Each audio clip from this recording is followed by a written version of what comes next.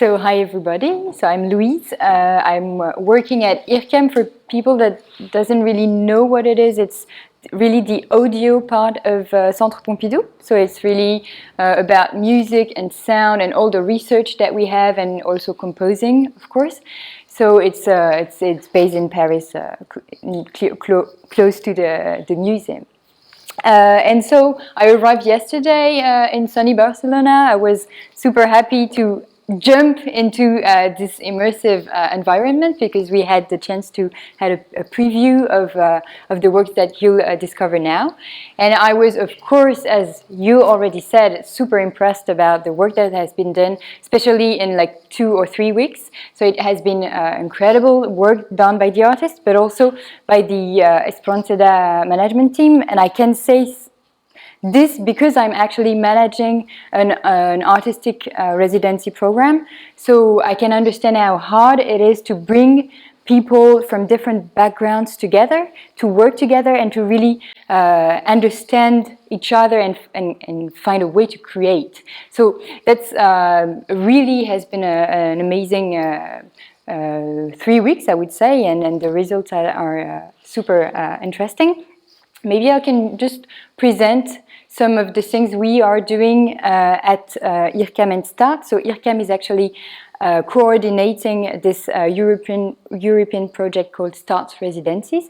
So START, it stands for Science, Technology and the Arts, and it has been thought by the European Commission as a way to link artists, technologists, scientists together, and to try to see if together they can bring some kind of new way of working, new ways of innovating, and also some more sustainable innovations. So it's not really more innovation, but something more sustainable, more social ways of innovations.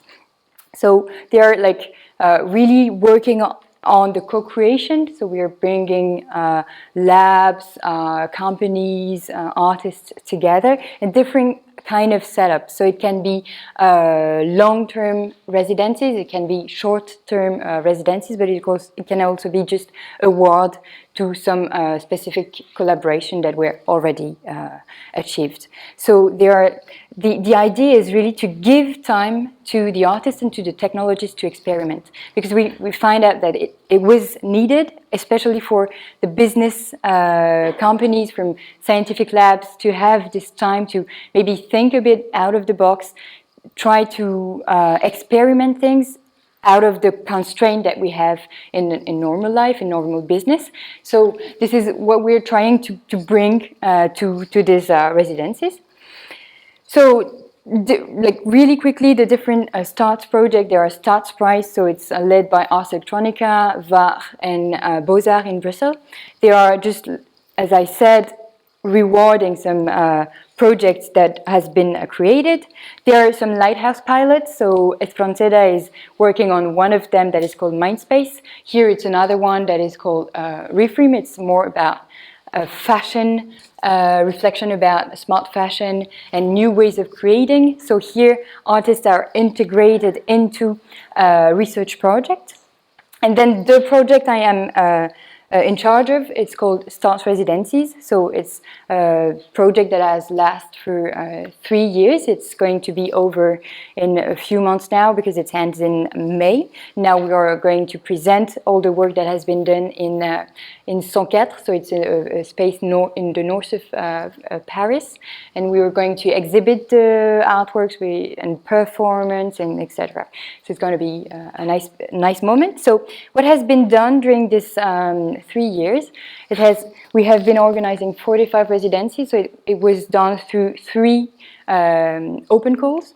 So first of all, the scientific labs, tech companies were first applying, presenting the technologies and explaining that they were willing to work with artists.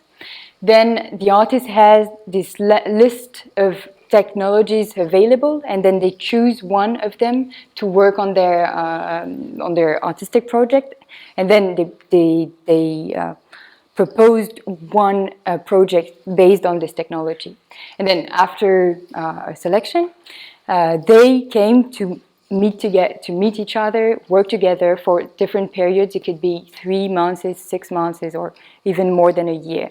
So it has been really interesting, of course, in the results, but what was really important for us was more the process, how people work together, how they spend time presenting their project, but also trying to understand each other, trying to understand the technologies, etc., etc.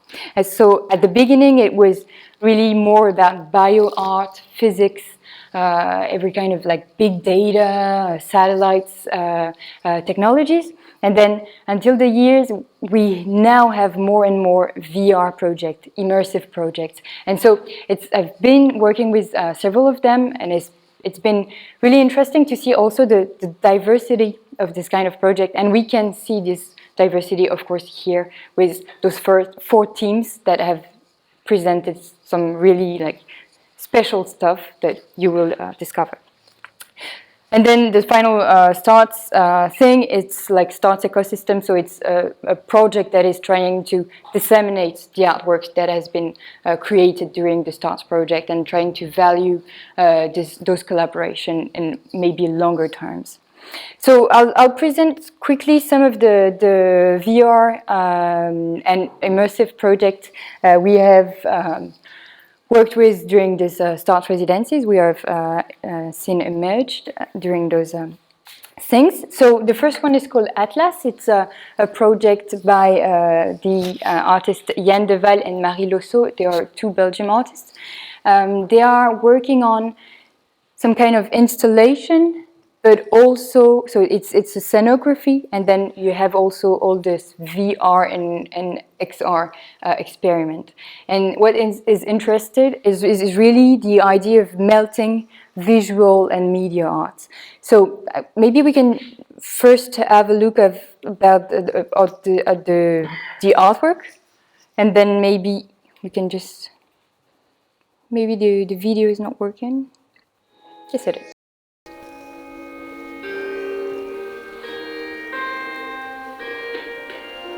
So the little houses have been built by children during different workshops.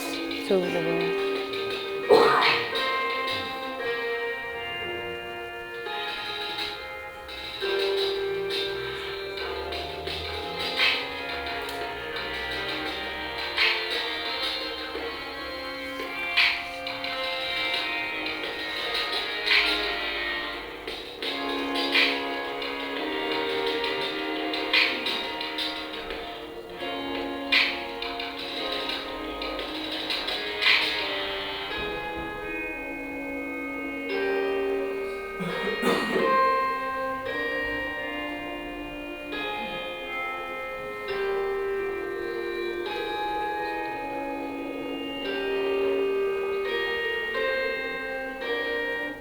So this is kind of the thing. So there have been several parts in this residency. First, they are working with WECIT. So WECIT, it's a scientific project that stands for Wearable Experience for Knowledge Intensive Training. So it's a project that is working on VR for industrial training. So they are trying to get the knowledge from really specialized worker and transfer it to other people, finding some new ways of training people for very specific knowledge.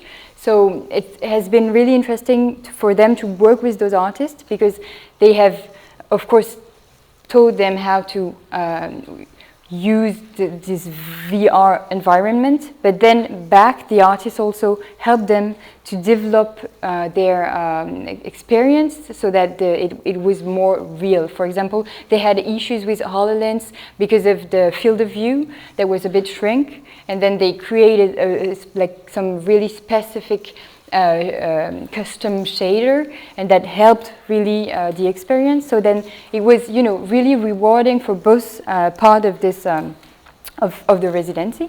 So it's quite a nice thing. And one other nice thing I think from this project is that Yann is really into trying to spread the knowledge on VR. So he was in Taiwan for residency, and he organized like young artist workshop. The idea was to work on on kid games, so the kind of games that you do at schools or like small, really easy things, but to transfer that to VR.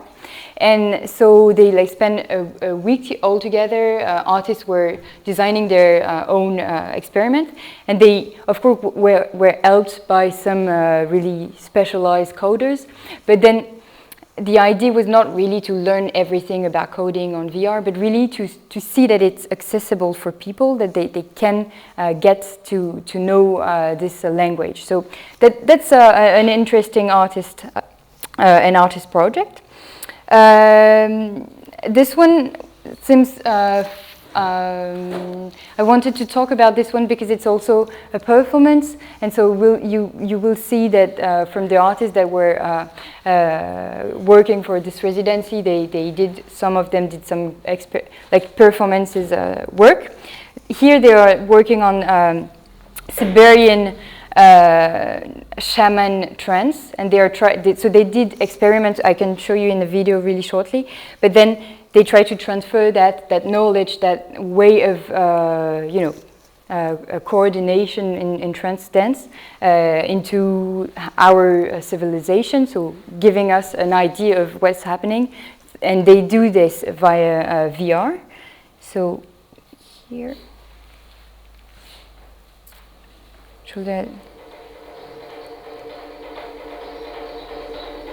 so in this thing you'll see the audience is all around the dancer, and you have a headset that you can pass by the members.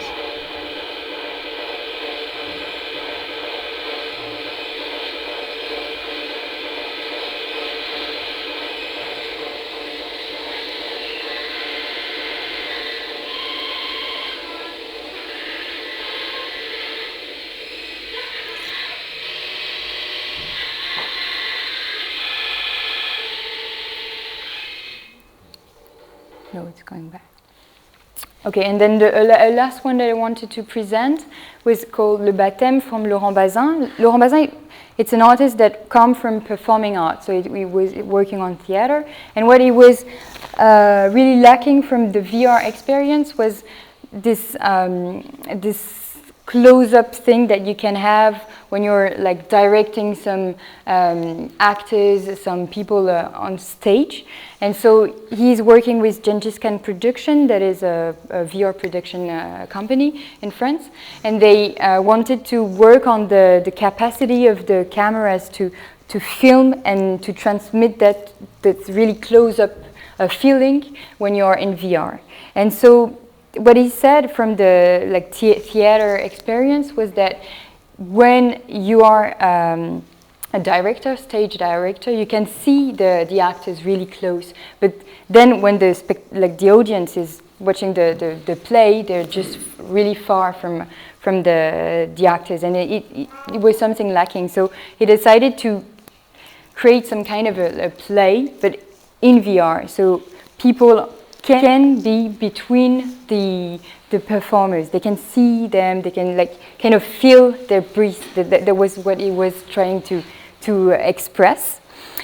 And so I find this one interesting because it's like a real storytelling experience. It's kind of scary because it's about the feeling of guilty. It's a man that once wake up in the morning and just feels super guilty, not really understanding why.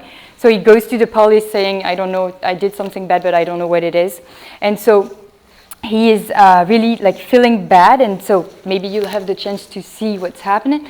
But the idea is also to reflect on our society and our feeling of guilty and everything that we have psychologically experiencing now in our society. So it's a real experience, and has it's also a performance. You have a moment where you just put off the VR set, and then you start to have people performing. For example, this is a real person that you see in water. So at a point you don't really know if you are in the experience or you're out. So it's a quite an interesting way of melting performance and in VR.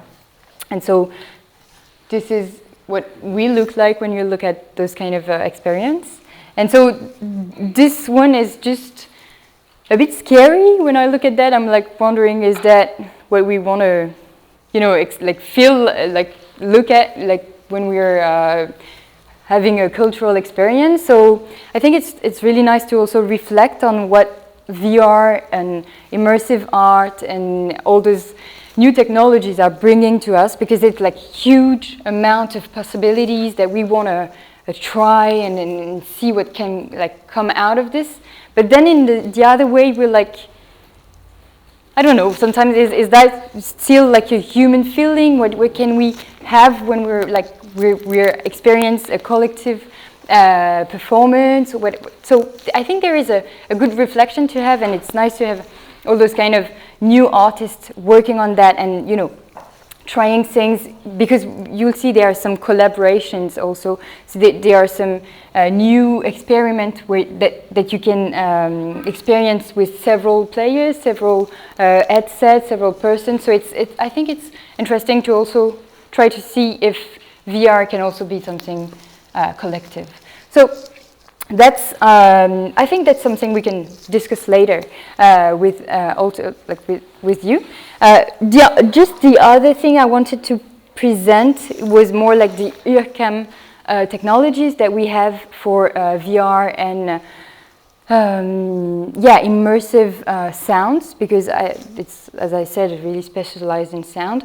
And from what we had as like discussions from yesterday, is that the sound is always something that comes after the visualization, the coding, everything. It's kind of a like next step. But then when you are in an immersive experience, you want to have the sound. It's what makes you like feel 100% in the experience. So I just wanted to present some really like quickly some softwares or some tools that can be useful for artists, for you to use them quite easily, quite quickly, and then that can make kind of the difference.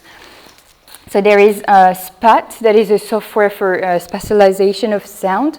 So it's of course useful when you have characters or things happening around you. So for example, something happened in the back, and then you hear as if it was in the back. So you can do something really, you know, immersive thanks to that. But what's also interesting is that you can make some architectures, and so work on the reverb. So for example, you create this, you are having an immersive experiment in a theater, and you want to recreate the reverb, the sounds that you can find in a theater. So people will talk as if, you know, when you will sound it, it will have all the characteristic of this kind of space. So I think this is also useful for those kind of experience.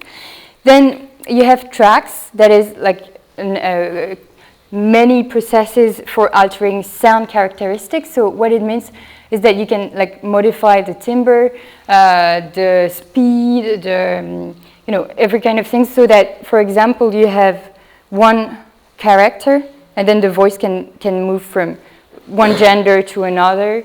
You can change the age, so that, for example, you want to have a baby discussing, and then it can be a really older person. So it's really useful, because then you have one character that makes all the voices. So it's, you know, cool. And then some other kind of things that we can find. It's for example, Modalis.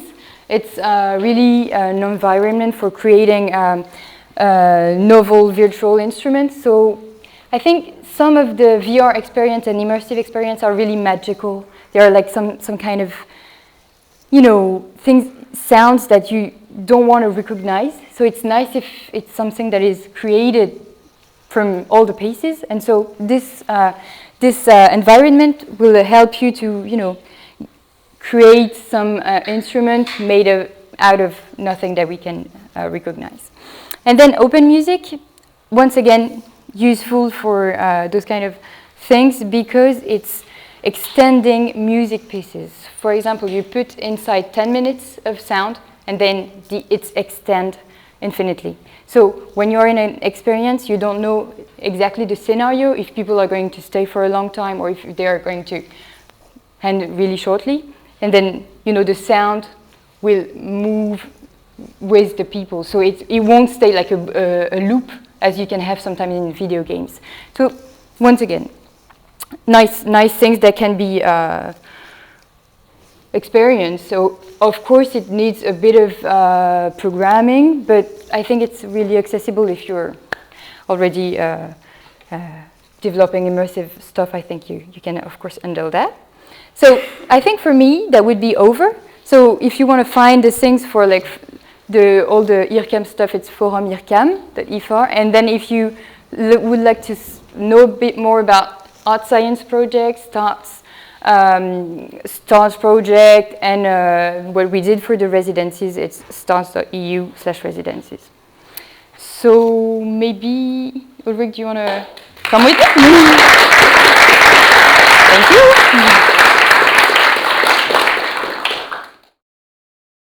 Okay, so I think maybe the first thing that we were going to say was just thank you for this great job, for welcoming us here, for everything. Yeah, especially to Alejandro and to Holger, but also to the whole team.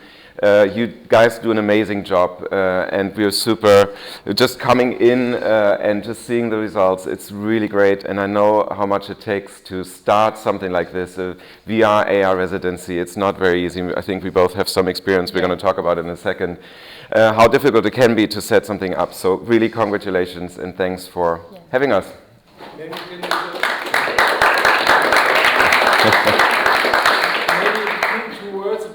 I was going to ask.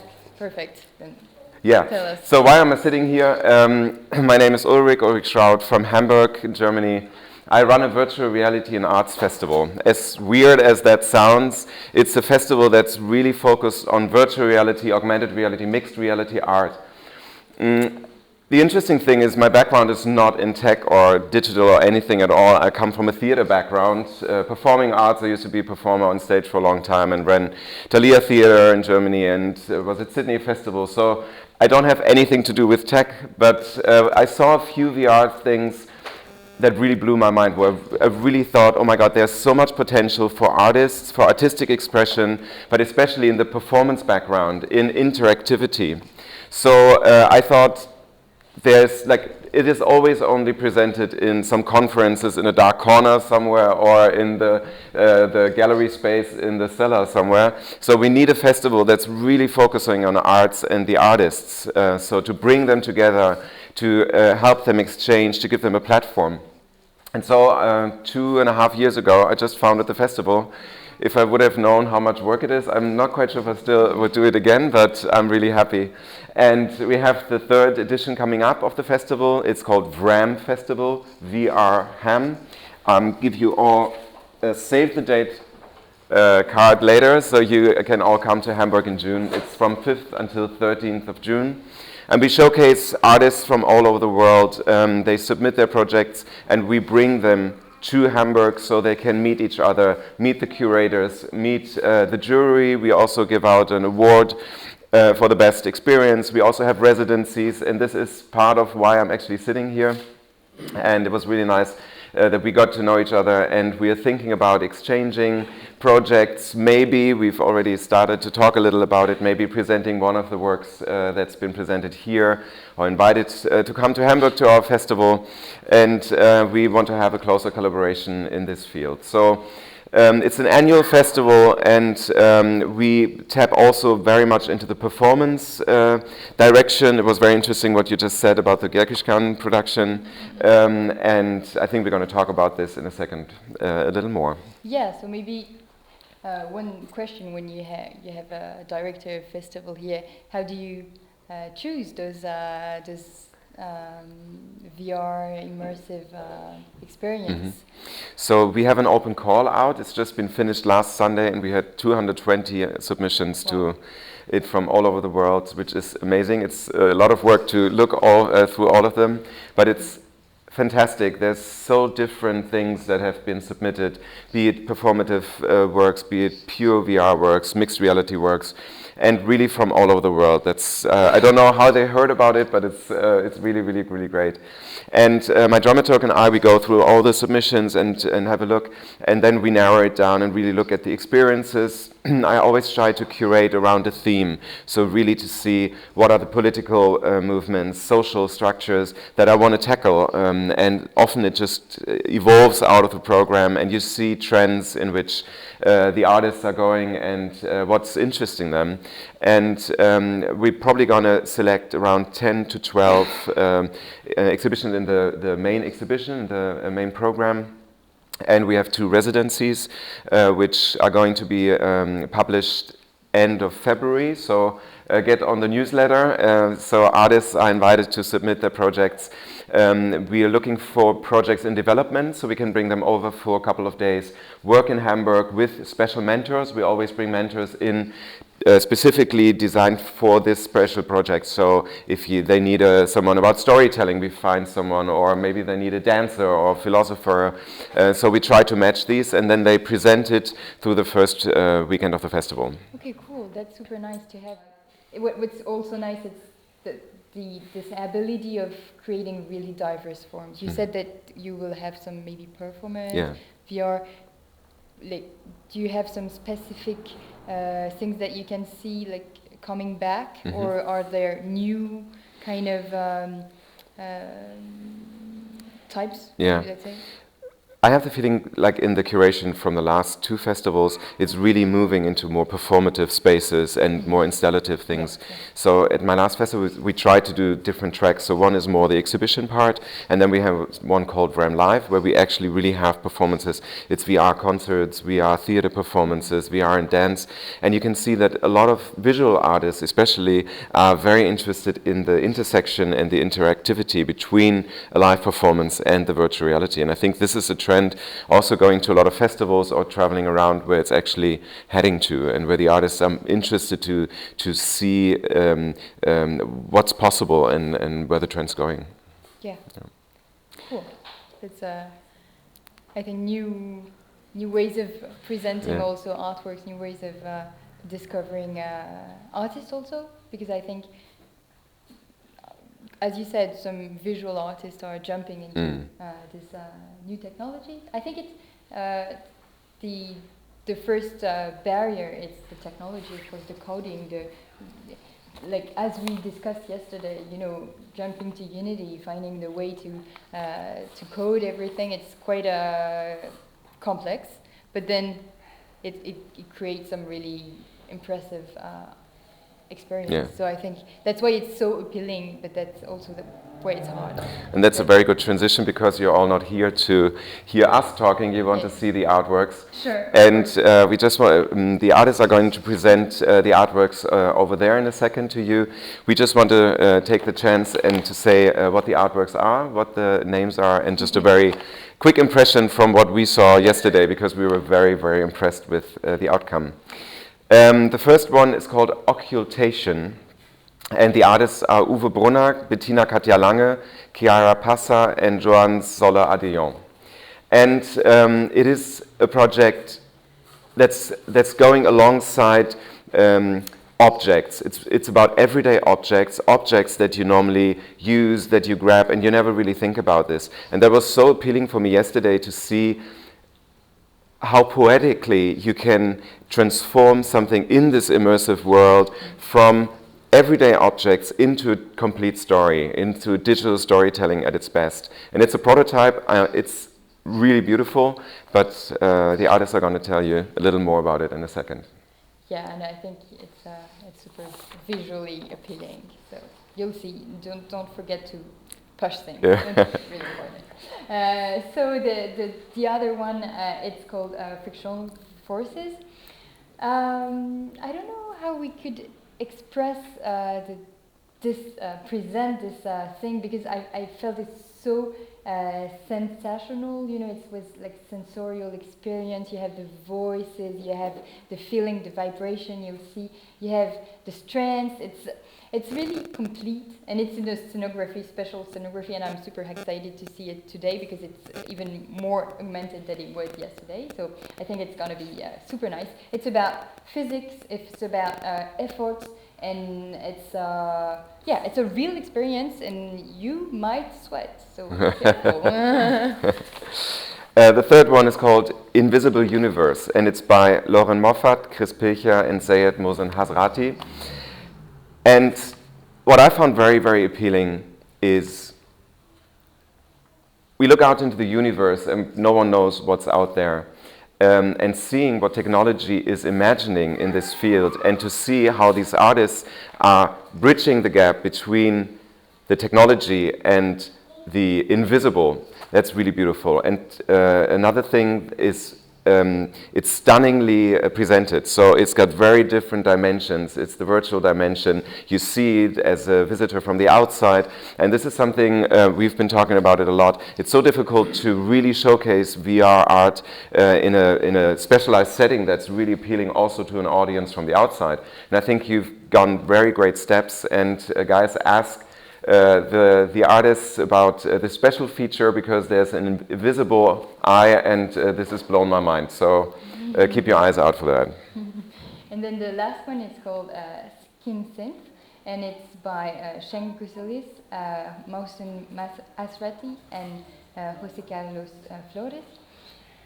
So this one, it's nice also because it's performative. So you will have the chance to see it several times during the night.